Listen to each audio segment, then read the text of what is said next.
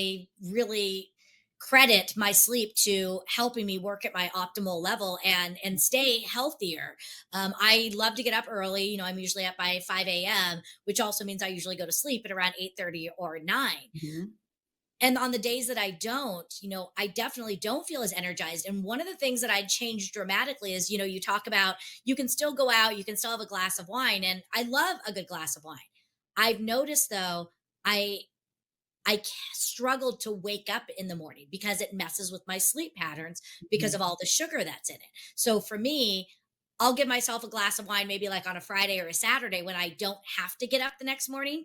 But during what I call school nights for me, when I have Yeah, to work the next day, I just can't take the gamble because I don't sleep as well. yeah, And then I just don't feel the focus. And I have tried things like melatonin and it messes with me. yeah. And I'm a huge proponent of sleep as well. And I think that's the one thing, and not just women, but that we push to the side and we say, oh, I'll just catch up this weekend or I'm going on vacation. And I know too many people who are pushing the envelope on that and are not crawling into bed until Yeah, 11:30 and yeah, still getting up at 6 o'clock in the morning. yeah.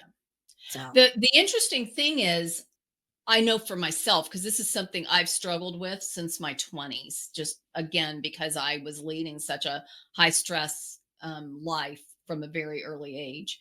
And what I have found with the alcohol, or honestly, what I call it is a cheater's diet, mm, right?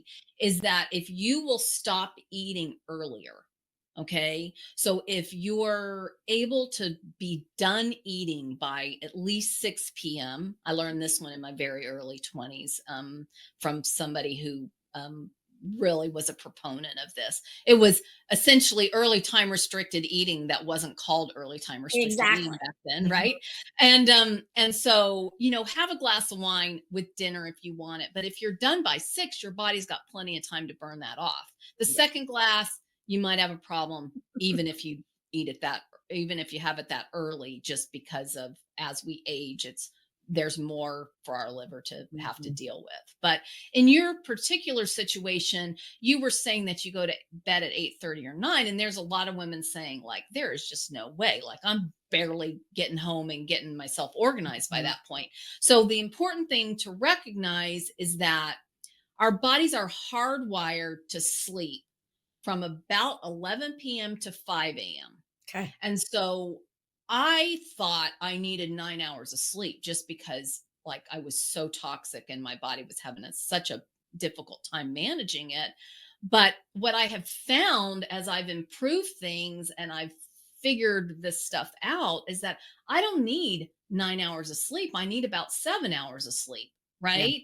And as long as those 6 hours are between 11 p.m. and 5 a.m., your body got what it needed. So that's 6 hours right there. So all you really need is another hour-ish either I way, like and that.